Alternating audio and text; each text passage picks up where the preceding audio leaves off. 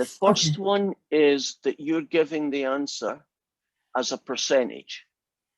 Okay. But in brackets, they said proportion. And that's not cosmetic. Proportion is just another way of saying they want the answer as a decimal. So 0.29196 would be much better to do than the one that you just gave, right? So that would be the first thing. The second thing is, I'm not sure if you guesstimated that using the 68, 95, 99.7 rule, or whether you used the salt to get that answer. Yes, no, I did. I used the empirical rule, the 68%. So let's not do that one, and let's show you how you would do that. I'm going to take a note of a couple of things. Let's do question A. Okay. It's fall below 430. Now we know the mean, and I'm going to write that down because it'll disappear in a second, is 500, and we know the standard deviation is 100, and we know it's normally distributed. So go up and hit the use salt button now. Yes. And we'll show you how we can get our answer. So you go up and click on it, and it should change. Yeah. Keep moving, wherever it is. Yeah, give me a second. That's it. Gotcha. There we go. Hey. Right. Now, in the box it says mean, type in 500. So click on the box, type in 500. That's it. Yeah, and the next one, type in 100. Let's see, my deviation was 0.7 if I remember right. Oh, no, the standard deviation is 100. So rub that out. Standard deviation, right. Okay, sorry, I got that backwards. This is what I wanted to do. You don't need to do the z-score for this question. That's something already fixed.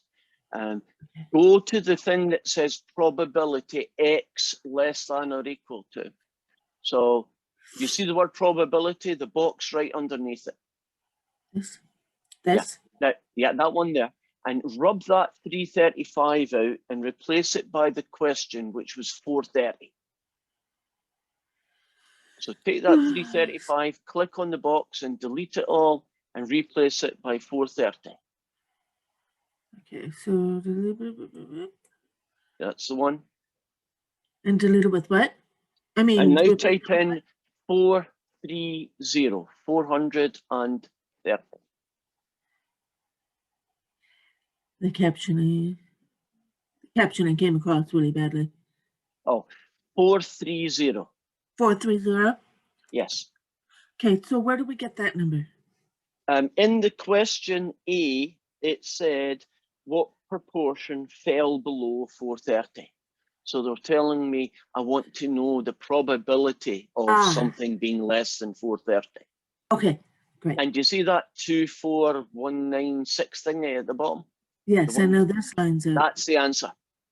Pretend questions that could happen so you know what to do in other circumstances. This is what you do if they wanted to know it fell below or it was less than 430. Suppose they wanted to know it was bigger than 510. Okay. Right. Go to the probability thing, change that 430 to 510. And then I just remember something I should have told you to change first. Way over to the right-hand side, you'll see a heading saying left tail, right tail, that one there. Go to the one that says right-tailed and click on that little dot in the middle of the circle, and it should now be right-tailed that's being used. Okay, right-tailed, this one? Yeah, that one. Okay. Now, go back to that question and change the 489 into the number that I wanted it to be, which was 510. It didn't catch that. The 489.99. Remove that and change it to 510. 510 again. Right, it changed on this, didn't it? Yeah. Okay. Well, yeah. So you have to change the left or right tail first before you put any numbers in, as you see Okay. what happens when you did it the wrong way. Now, do you notice that the answer to that one is about 0.46, Okay. So now which is right about tail. 46%?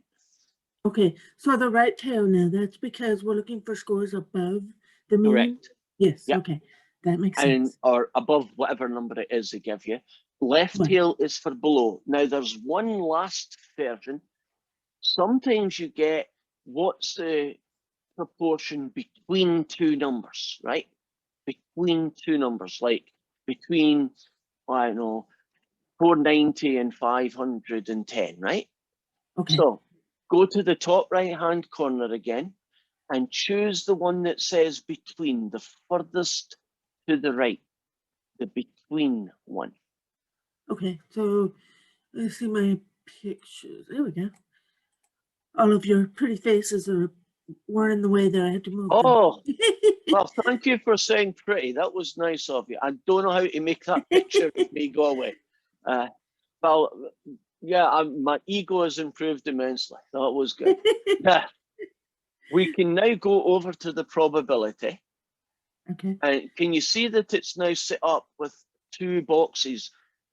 So what you want is on the first box, and then you want to change the second box. So in the first box, you're going to put the small number. Let's say it was 490. So on the 438 box, 438. let's say the number that we were asked was 490. Okay, so you want it just straight flat? Yeah, 438. Yeah, make 490 there. Like that? Well, 490, that's 438. Okay. 490. Okay, let's see. 490. Yeah. For this one? No, for the one on the left. This one. Okay. Yes. You wanted a 400 and what again? 490? 490. Okay. And the one on the right-hand side, let's say 510. 500? 510. 110. 510. 510. There we go. Thank you for Yay. being patient with this thing. Oh, yes. If you look at the picture on the right-hand side gives you kind of idea visually of what you're doing. What you're doing here is finding the probability written as a decimal, a proportion, that you got a score somewhere between 490 and 510. I believe these questions are to do with IQs. So if you randomly stopped an adult and found out what their IQ was, there's about 0.079, I'll call that 0.08, which is 8%.